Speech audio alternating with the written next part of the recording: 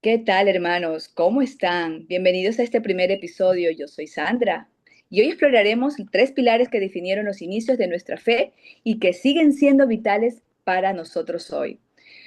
Veremos un poco de Palestina del siglo I, un lugar de convicciones profundas donde el monoteísmo y la obediencia de Dios, a Dios sobre todo, eran el centro de la vida diaria. Veremos también cómo el Imperio Romano, con su avanzada estructura legal y sus rutas de comunicación, preparó el terreno para que el mensaje de esperanza se expandiera por todo el mundo. Finalmente nos inspiraremos en la iglesia de Jerusalén, esa comunidad primitiva que nos enseñó a nosotros como cristianos ese valor de la solidaridad, la integridad y la valentía frente a la adversidad. Acompáñanos, chicos, juntos a descubrir cómo estos hechos históricos no son solo cosas del pasado o historia del pasado escrita, sino una guía práctica para nuestro caminar como cristianos y vivir de manera mejor.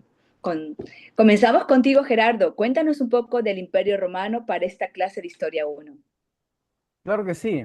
Muy buenas tardes, mis queridos hermanos. Espero que estén bastante bien. Gracias por darse tiempo para esta maravillosa reunión que tenemos aquí para hablar de temas de gran importancia. Y bueno, antes de empezar con cualquier otra cosa, me gustaría poner este tiempo en las manos de nuestro Padre Celestial. Si alguien nos podría ayudar orando, por favor, lo agradecería bastante. Yo te ayudo, con todo gusto. Amado Padre Celestial, te damos gracias por este tiempo, por permitirnos reunirnos de diferentes lugares de este hermoso país para conversar un poco de tu palabra, para que nos llenes de sabiduría e inteligencia y de tal manera guiar a otras personas a tu divina palabra. Santo Padre, ponemos este tiempo en tus manos. Llénanos de tu amor, de tu bendición, de tu misericordia y sobre todo, Señor, de tu sabiduría. Te agradecemos este tiempo que el Espíritu Santo acampe entre nosotros y te lo agradecemos en el nombre tomado de Jesucristo. Amén. Amén. Muchísimas gracias, hermana. Bueno, empecemos con el Imperio Romano. Roma es un imperio muy interesante, pero antes de hablar de un imperio como tal, como lo conocemos generalmente, es importante entender su origen. Según la tradición, Roma nace de la historia de Rómulo y Rémulo, dos hermanos que, según la leyenda, fueron criados por una loba. Pero más allá del mito o de la leyenda, históricamente se cree que Roma surgió de la unión de varias tribus latinas, sabinas y etruscas. La ciudad de Roma se establece tradicionalmente en el año 753 a.C. En sus inicios fue una ciudad donde su sistema político era la monarquía, es decir, estaba gobernada por reyes. Y bueno, con el tiempo este sistema cambió por completo y pasó a ser una república donde el poder se organizaba a través del Senado. Más adelante aparece un personaje llamado Julio César, pero el verdadero inicio del imperio se da con un heredero, ¿ya? Con su hijo adoptivo Octavio, conocido como Augusto, quien se convierte en el primer emperador. Roma no surge de la noche a la mañana, no surge de la nada, sino que pasa por un proceso. Pasó de ciudad a república y después a un gran imperio. Y desde allí comienza a expandirse, llegando a dominar territorios como la actual España, Grecia y el norte de África y parte del Medio Oriente, donde estaba Palestina. Y entramos aquí en el contexto bíblico y vemos que Jesús nace bajo el gobierno de este personaje antes mencionado, llamado Octavio Augusto, como se menciona en Lucas 2. Entonces, entendiendo cómo el Imperio Romano marcaba del contexto político y social, ahora es importante enfocarnos en el lugar donde se desarrollan los hechos. Sandra, cuéntanos, ¿cómo funcionaba el sistema de gobierno dentro del Imperio Romano? Gracias, Gerardo. Justamente retomo tus palabras como hablaste, que el sistema de gobierno romano va pasando de ser república ahora a ser un imperio, con políticas con unas políticas inigualables como ningún otro imperio romano. Lo que se puede decir que la cultura romana sorprendía por la profundidad y desarrollo que resaltaba todo este sistema, que ellos aprendieron a adaptarse a cada cosa que vivieron. en relación a otras culturas que se adaptaron claramente en estas tres etapas, que fueron la monarquía, la república y finalmente el imperio. Este poder se adaptaron porque tenían, este poder lo tenían los reyes, lo tenía el Senado y finalmente el emperador. Esta sociedad romana, que era el Senado que representaba la base política en esos tiempos en Roma, se manejaba bajo una religión politeísta donde ellos eran paganos. Tenían una religión pagana que adoraban a numerosos dioses como Marte, Júpiter, Neptuno, Apolo, Venus. Ellos tenían algo que oraban todos los días y utilizaban ofrendas a menudo para homenajearlos, levantando altares y grandes edificios, siendo sus santuarios unas cosas impresionantes, lo que tenía más importancia en esas épocas de ese tiempo del Imperio Romano. Cabe recalcar que ellos se destacaban por sus guerras ganadas, innumerables batallas que ganaban y crearon una asombrosa fortaleza de guerreros que les llamaban legiones y llegaban hasta 30.000 legiones en sus mejores épocas, con más de 6.000 hombres en las batallas. Y se dice dentro de las lecturas que indagamos, investigamos, que eran gente altamente educada, o sea, no eran cualquier personas que estaban dentro de esas legiones. Cabe recalcar también que su arquitectura dentro del Imperio Romano era impresionante. Era una arquitectura que ellos emanaban poder solamente como un símbolo por la infraestructura de arquitectura que tenían en esos tiempos. Utilizaban materiales de primera calidad, sus edificios eran inigualables a otros de otros lugares dentro del Imperio Romano. Esta civilización romana estaba jerárquicamente dividida por los patricios, que eran los grandes señores en esos tiempos y que tenían el máximo poder. De ahí le seguían los plebeyos, que era la clase baja, y los esclavos que trabajaban para los patricios. Había que recalcar que también existía el alto clero, que eran los miembros del Senado y por supuesto el César. Y ellos se manejaban mucho su comercio, de dónde extraían el dinero y todo lo que ellos poseían era el gran comercio que ellos manejaban. Pasaban la mayor parte de su tiempo en los mercados, donde su mayor atractivo en ventas eran las especies y otros productos, claro está, que ellos producían. Y la mayor parte del tiempo ellos pasaban trabajando y por eso eran un imperio con mucho poder económico. Pero vale recalcar que vamos a hablar un poquito de tanta cosa buena que tenían ellos, tuvieron una gran caída. Pero esta caída, vamos a preguntarle a Junior, ¿qué nos puede acotar con esto? Junior, ¿cómo estás? Cuéntanos, ¿qué pasó con la caída del Imperio Romano? Hola, ¿qué tal, Sandra? Gerardo, muy interesante lo que ustedes acaban de comentar sobre la hermosura del Imperio Romano. Y claro que sí, el Imperio Romano en el 476 después de Cristo tuvo su caída. El último emperador fue Rómulo y pues vamos a hablar de algunas causas reales de su caída y entre ellas fue una crisis económica que nació desde la inflación, de los impuestos altos que cada vez iban aumentando. También empezó con la corrupción política, muy contrario a lo que se dice, que no solo fue por invasiones de otros imperios, sino que desde el centro de su imperio ya había un debilitamiento militar y también empezaron a haber muchas migraciones germánicas. Y una de las cosas que marcó su ruptura y su caída fue que el imperio se dividió en dos. Al principio se dividió en dos a través de Diocleciano, es para administrarlo mejor, pero fue esta decisión que hizo que el imperio romano en Occidente caiga y el imperio Oriente, la otra parte, sobreviviera, que son los muy conocidos bizantinos. Una de las claves para poder entender hasta dónde llegó el imperio romano fue en su legado. En su legado podemos ver que actualmente muchas leyes, bases legales alrededor del mundo, en los gobiernos que existen hoy, vienen desde allá, desde ese ejemplo de derechos romanos que había y existía, ahora se replica. También su organización de Estado fue un imperio que fue muy fuerte en cuanto a su organización, por eso duró muchos años y fue uno de los imperios que fue abarcando muchas otras ciudades. También otro legado que nos deja es los idiomas. Se pudo trabajar en el latín, en el francés, en el italiano. Fueron esos impulsos que inicializaron estas lenguas.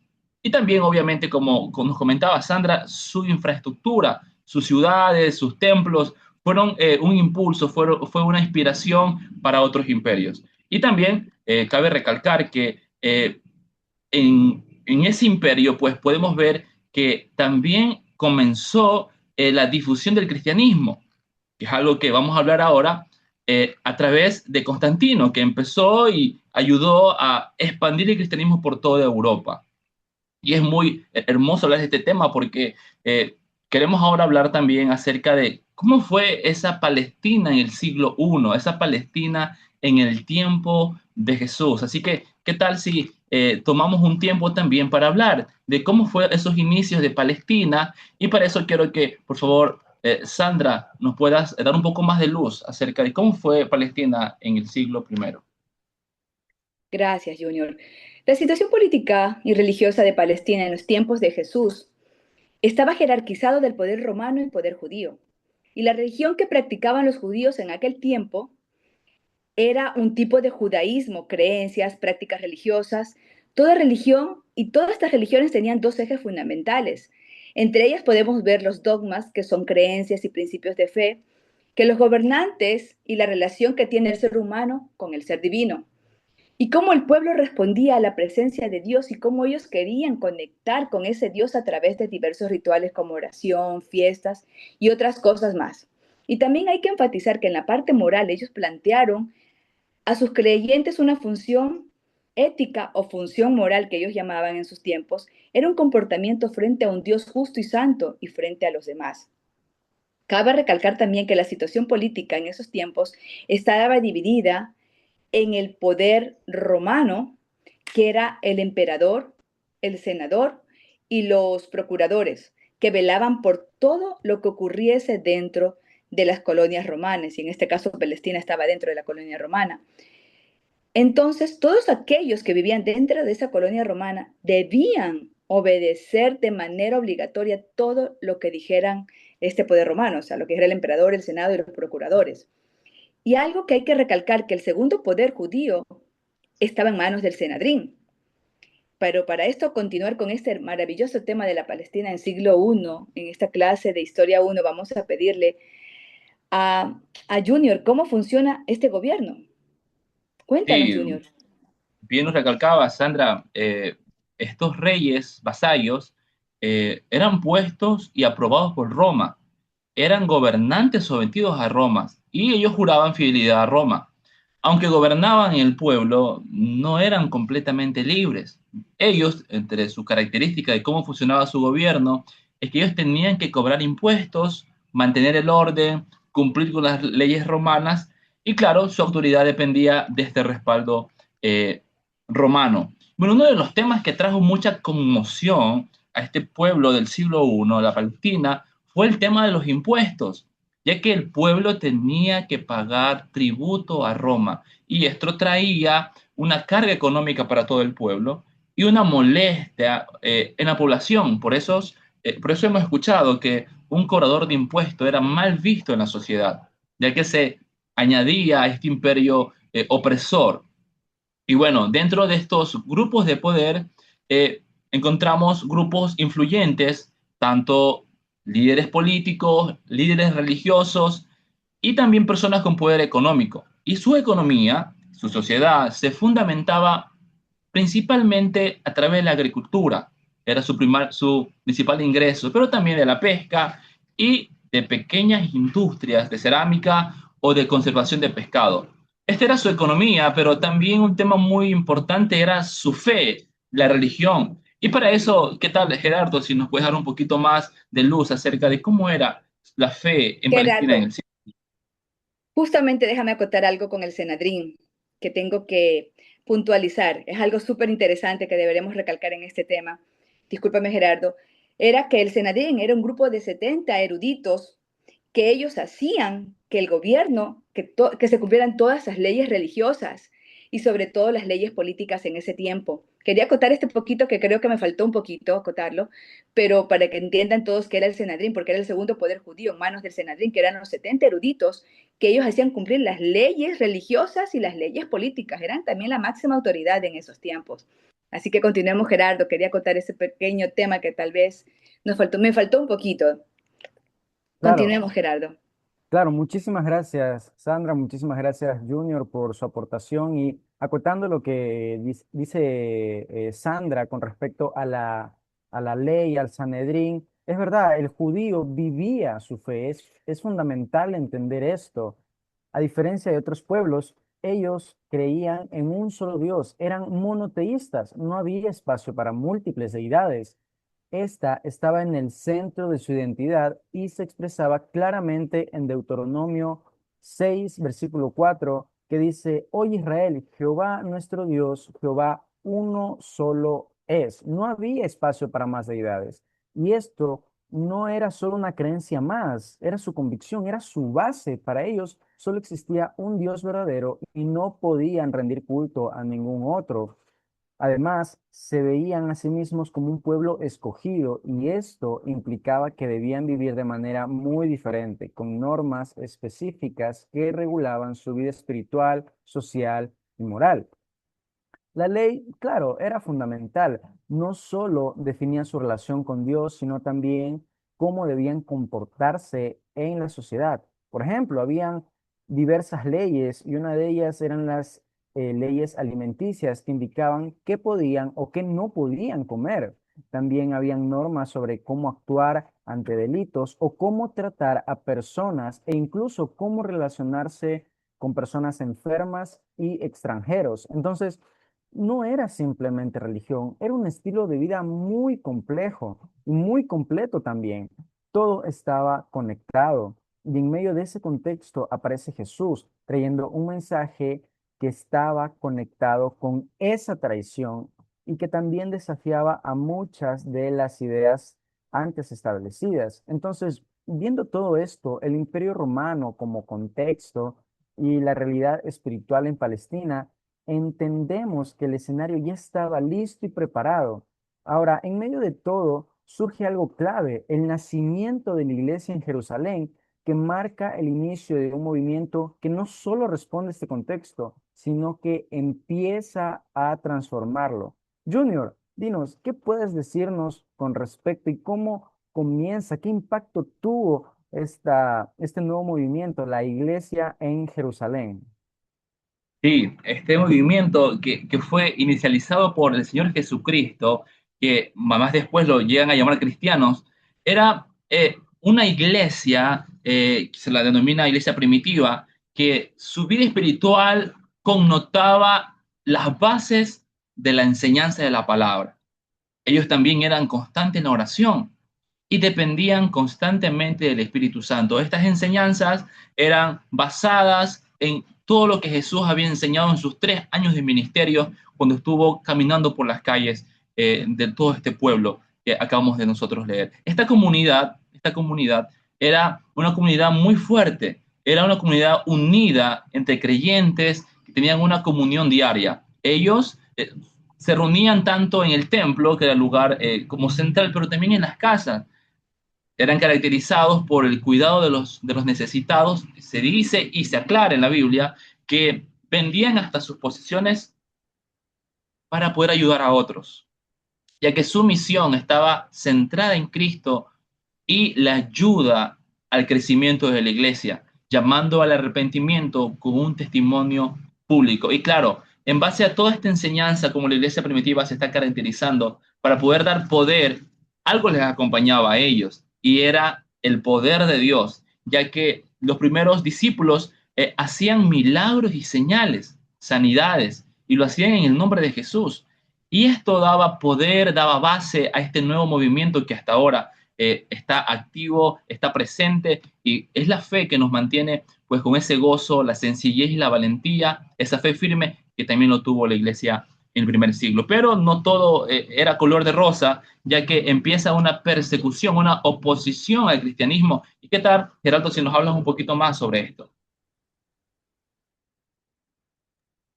Claro, al hablar de la iglesia en Jerusalén, vemos cómo este contexto desemboca en el nacimiento del cristianismo como comunidad. A medida de que la iglesia crecía, también comenzaba a generar oposición y especialmente por parte de los líderes religiosos como los saduceos. Y ellos veían este nuevo movimiento como una amenaza a su autoridad y a su influencia sobre el pueblo. Ellos se sentían muy amenazados por este nuevo movimiento. Por ejemplo, Pedro y Juan fueron arrestados por predicar en el nombre de Jesús y esto refleja claramente la tensión entre el nuevo mensaje y las estructuras religiosas ya establecidas. Las autoridades intentaron detener la predicación, pero los apóstoles respondieron con firmeza, afirmando que debían obedecer a Dios antes que a los hombres. Aquí se establece un principio clave. La autoridad de Dios está por encima de cualquier autoridad humana. En medio de esta situación aparece una figura muy importante llamada Gamaliel, quien propone una idea bastante interesante, que si este movimiento es humano, desaparecerá con el tiempo, pero si viene de Dios, no podrá ser detenido. Este argumento introduce una forma más reflexiva de entender lo que estaba ocurriendo. Y al final, eso fue lo que pasó. A pesar de la oposición, la iglesia no se detuvo. Al contrario, siguió creciendo y expandiéndose más allá de Jerusalén. Y aunque la iglesia crecía y avanzaba, como ya vimos, enfrentaba oposición. Y eso no fue lo único, también surgieron muchos desafíos internos y externos que pusieron a prueba la comunidad. Y Sandra, cuéntanos, ¿cuáles fueron estos desafíos que vivió la iglesia primitiva en Jerusalén?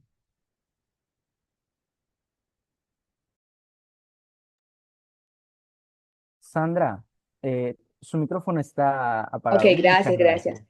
Disculpa.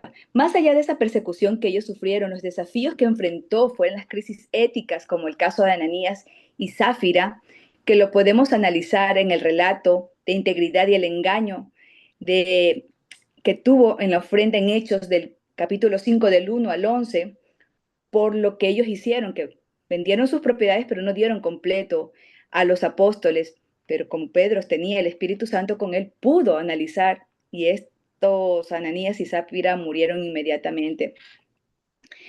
El juicio inmediato que se presentó en este pecado subraya que para la iglesia primitiva era tan vital mantener la pureza moral y espiritual como el crecimiento en el dinero económico. O sea, teníamos que ser honestos en todo en esos tiempos, ya que ellos estaban ungidos por el Espíritu Santo y podían ver a través de todo, o sea, no podemos cómo mentirles.